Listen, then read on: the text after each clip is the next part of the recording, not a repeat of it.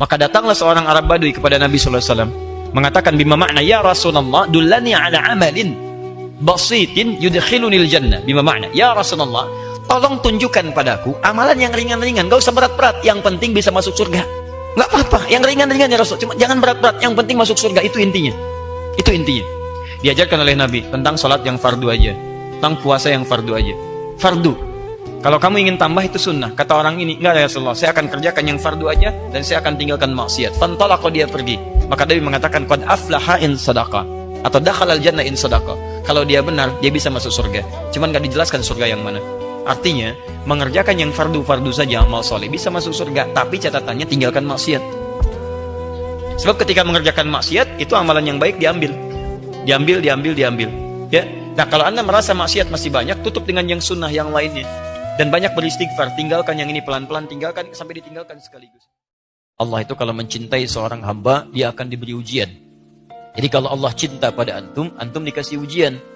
Ya, ingat baik-baik gitu. Jadi kalau sedang dapat ujian, berarti antum sedang cintai oleh Allah Subhanahu wa taala. Pertanyaan saya begini, antum ingin dicintai Allah atau tidak?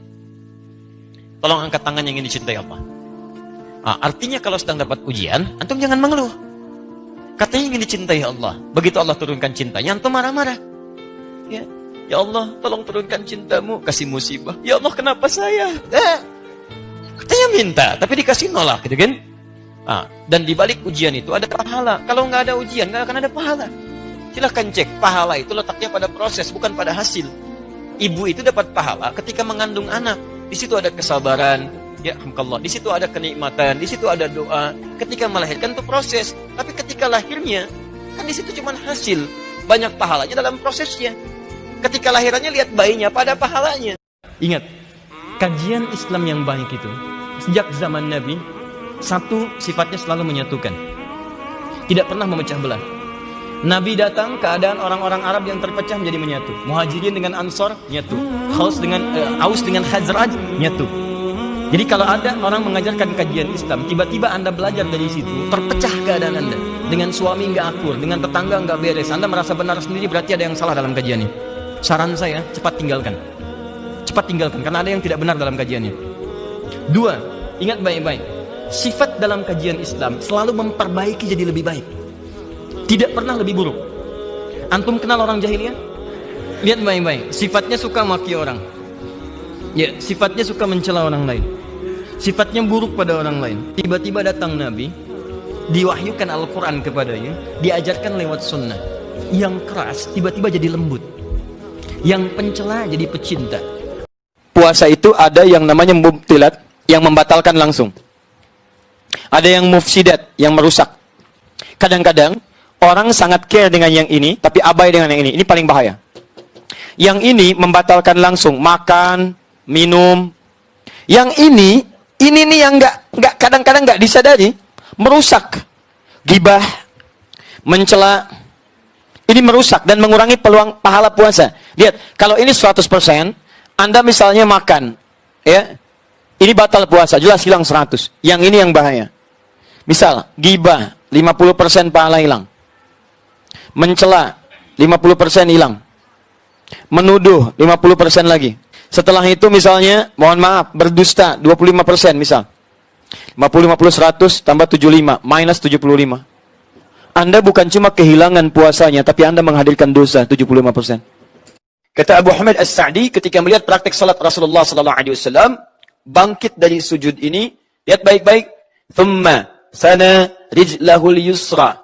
Kemudian beliau melipat kakinya yang kiri.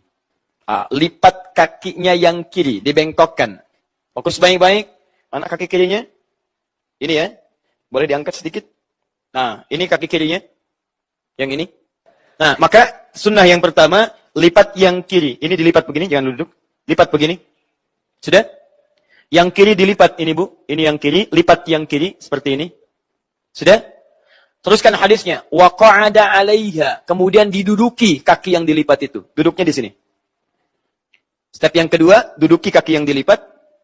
Wa nasabal yumna. Kemudian yang kanannya ditegakkan. Kanan ini ditegakkan. Ya, posisi tegak ini, kalau dalam posisi duduk, itu pasti jemarinya melipat begini. Ya, yang kanannya itu tegak begini. Ya. Kalau sudah masuk waktu sahur, Jangan cuma makan. Makan, selesai. 10 menit, 20 menit, begitu selesai. Duduklah Anda di ruang tengah. Datang bersama keluarga. Lalu istighfar kepada Allah Subhanahu wa taala. Astagfirullah, astagfirullah, astagfirullah. Ya Allah, saya minta ampun ya Allah. Saya minta ampun ya Allah. Jika Anda bisa kerjakan itu, maka hadisnya hadis qudsi. Diriwayatkan oleh 30 orang sahabat senior, jalur pertamanya. Ya, Nabi mengatakan, Allah berfirman, kalau sudah datang akhir-akhir malam itu menjelang fajar, maka Allah kemudian turun ke langit dunia dan menyampaikan kepada hamba-hambanya. Perhatikan kalimatnya. Ya ibadi, siapa yang di antara hambaku? Hambaku. Siapa yang minta, aku kabulkan. Siapa yang berdoa, aku jawab. Wa man istaghfara liya, dan siapa yang istighfar kepadaku, ghafartu lahu, maka aku ampuni semua dosa-dosanya. Kata para ulama, jika seorang sudah diampuni dosanya, maka semua yang dimintakan akan langsung dikabulkan oleh Allah tanpa harus minta lagi. Masya Allah, ada perempuan suci, belum berpikir beramal. Antum dalam keadaan haid masih mikirin amal. Itu luar biasa. Ada orang dalam keadaan sehat, belum mau ke masjid. Ada orang kakinya sakit, masih mau ke masjid. Ada seorang ibu di Al-Azhar bertanya, Ustaz, saya sakit, sempat lumpuh di rumah sakit, gak bisa keluar. Lalu saya coba sholat, Ustaz tayamum, diterima gak sholat saya? Saya bilang, Masya Allah Bu, ibu sakit lumpuh masih mau sholat. Di luar banyak perempuan yang sehat gak mau sholat. Jadi kalau Anda mendapati nikmat seperti ini, pertahankan, karena tidak mudah menemukan yang seperti ini. Itu anugerah dari Allah Subhanahu wa taala. Silahkan cek. Antum kalau selesai wudu, doanya apa? Asyhadu an la ilaha illallah, asyhadu anna Muhammadar Rasulullah. Kemudian Allahumma ja'alni minat tawwabin. Coba kadang-kadang antum renungkan tuh. Dibaca tiap hari, coba paham gak artinya? Ya Allah, setelah syahadat, mohon jadikan aku orang tobat. Anda baru wudu, kok doanya doa tobat? Ternyata saat wudu itu rahasianya di hadis Muslim. Setiap tetesan air wudu yang jatuh, yang kemudian terjatuh dari anggota tubuh yang dibasuh itu, maka seketika itu dosa-dosa ikut digugurkan oleh Allah Subhanahu wa taala. Kalau wudu antum sambil tobat. Tobat itu mengakui kesalahan, menyesalinya, janji tidak mengulangi. Makanya disebut dengan wudu, cahaya-cahaya kebaikan, menampilkan sifat-sifat kebaikan. Dalam bahasa standar disebut dengan al-husnu wan nadhafatu. Nadhafah itu bersih, husnu itu cahaya kebaikan. Makanya orang wudu lisannya pasti baik. Kenapa kita mesti berwudu sebelum sholat kita tobat? Karena jangan-jangan sholat itu akan mengakhiri kehidupan kita, dan dengan sujud itu menjadi sujud terakhir dalam kehidupan kita.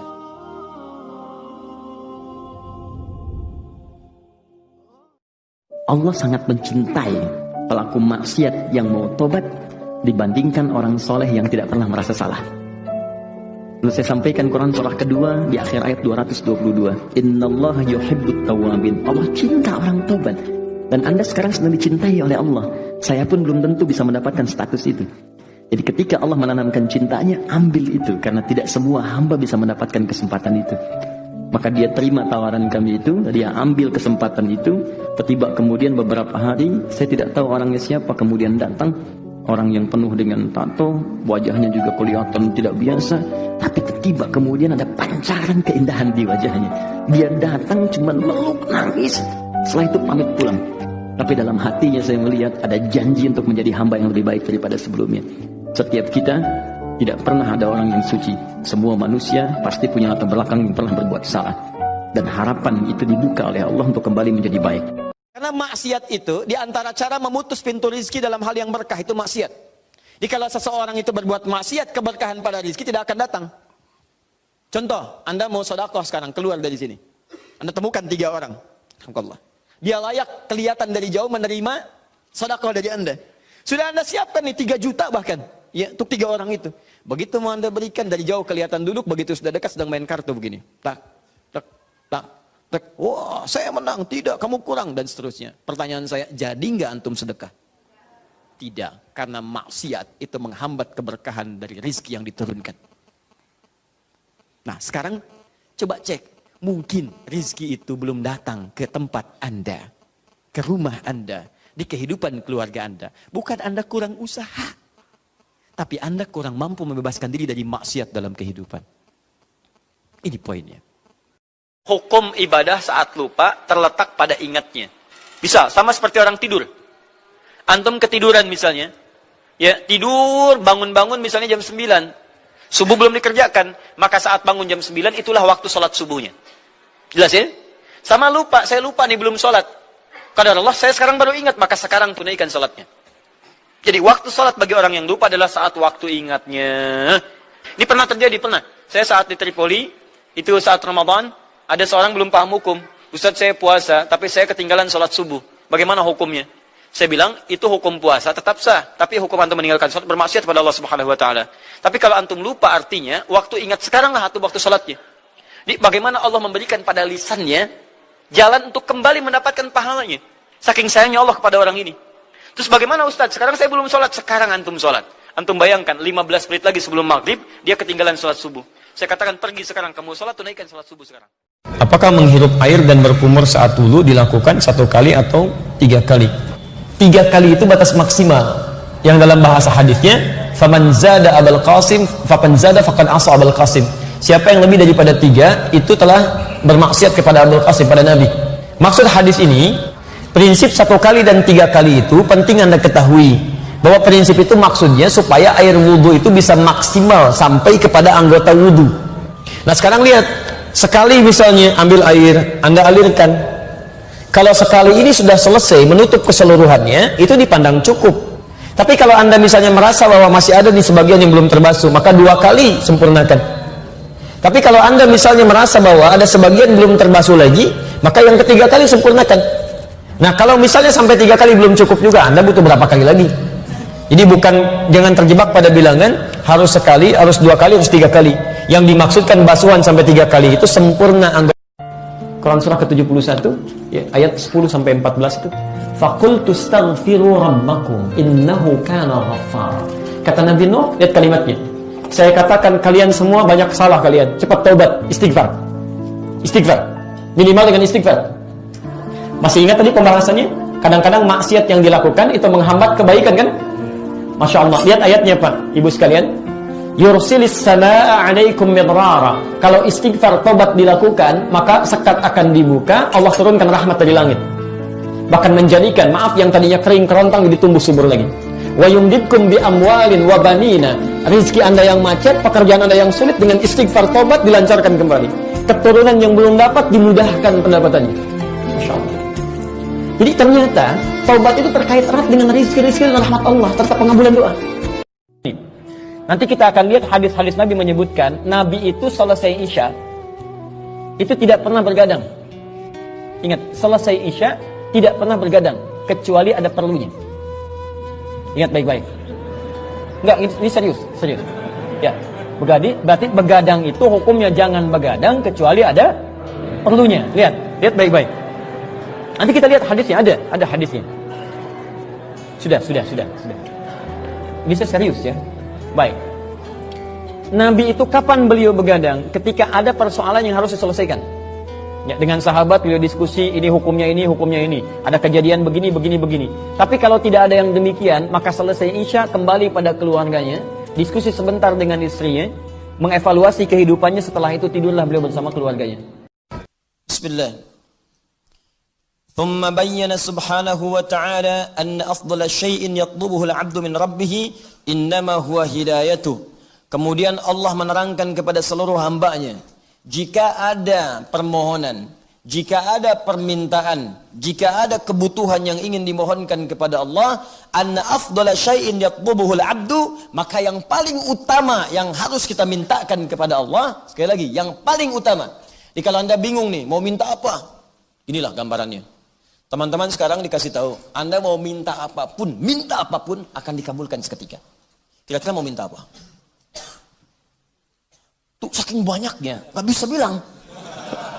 Nah kalau sedang banyak yang dimintakan itu, ya sepakat para ulama dengan ayat ini, maka yang paling utama dimohonkan minta hidayah kepada Allah. Karena tadi ketika hidayah diberikan oleh Allah, maka semua kebutuhan yang bahkan belum kita mintakan seketika dikabulkan. Karena Ramadan itu kan pahala lebih banyak daripada sebelumnya. Dan yang paling banyak menghasilkan pahala itu bacaan Quran, Bu. Pak, demi Allah saya katakan ya, kalau Anda ingin paket hemat tuh yang modalnya sedikit tapi pahalanya banyak sekali, itu Anda kerjakan rutin interaksi dengan Quran. Quran perdalam. Kenapa? Kalau amalan lain dikerjakan paling minimal 10 kebaikan. Al-Quran tidak, setiap hurufnya dihitung 10. Setiap huruf. Di bulan Ramadan, hitungannya beda lagi. Paling minimal 10 kali lipat hari biasa. Paling minimal. At-Tirmidzi nomor hadis 2910. Man qara'a harfan min kitabillahi falahu asyru hasanat. Siapa yang baca satu huruf dari kitabullah, dia dapat setiap hurufnya 10 kebaikan. Setiap huruf. Alif lam mim. Berapa huruf? Masya Allah, kali 10 30. Di luar Ramadan. Ramadan dibacakan paling minimal kalikan lagi 10 kali lipat hari biasa. Setiap hurufnya 100. Ya, siapa yang punya kemampuan untuk berkorban sengaja tidak berkorban, maka tegas, fala yaqrabanna musallana, jangan sekali-kali mendekati tempat sholat kami. Yaitu sesuatu yang sangat tegas. Sampai karena ketegasan kalimat ini, Imam Abu Hanifah sampai mengatakan wajib hukumnya yang berkorban bagi orang yang punya kemampuan untuk bisa melakukannya dan tidak ada penghalang-penghalang yang lain. Walaupun jumhur ulama mengatakan ini menekankan kepada sunnah, ya, hukum korbannya tetap sunnah, tapi celaannya tinggi dari Nabi SAW. Maka kita harus mencari amalan yang sekiranya dengan amalan itu akan cepat menggugurkan dosa-dosa kita. Karena yang paling bahaya adalah kita tidak mengerti berapa banyak dosa sudah dikumpulkan. Contoh, ini dosa mata aja di hari ini udah berapa banyak. Dan yang paling celaka gambar itu kadang-kadang antum simpan di handphone, dimasukkan ke saku, dibawa sholat. Coba ketika antum sholat tuh, bawa handphone antum, terkumpul berapa banyak yang kotor di situ.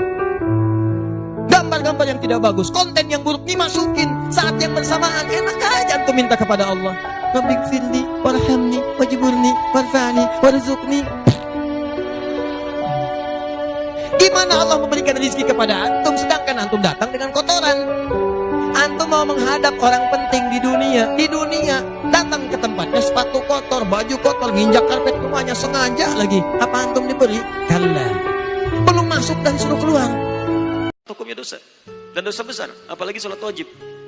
Orang yang sengaja meninggalkan sholat, hukumnya dosa besar. Awas, hati-hati. Lihat baik-baik. Orang yang meremehkan sholat saja disebut munafik oleh Quran. Tempatnya neraka jahanam. Apalagi yang sengaja meninggalkan sholat. Coba lihat orang munafik disebutkan di Quran. Surah ke-3. Surah An-Nisa ke-4. Ya, ayat 142. Innal munafiqina yukhadi'una Allah wa huwa khadi'uhum wa idza qamu ila sholati qamu kusala. Quran surah ke-4 An-Nisa ayat 142, paling kanan sebelah atas. Lihat, sungguh orang munafik itu berusaha menipu Allah, tipu-tipu. Apa di antara menipu Allahnya? Dia berusaha menipu Allah padahal dia menipu diri sendiri. Bagaimana caranya? Kalau sholat malas-malas, nipu. Nih Allah, saya mau sholat. Fisiknya kelihatan sholat, tapi sebetulnya dia enggan menunaikannya.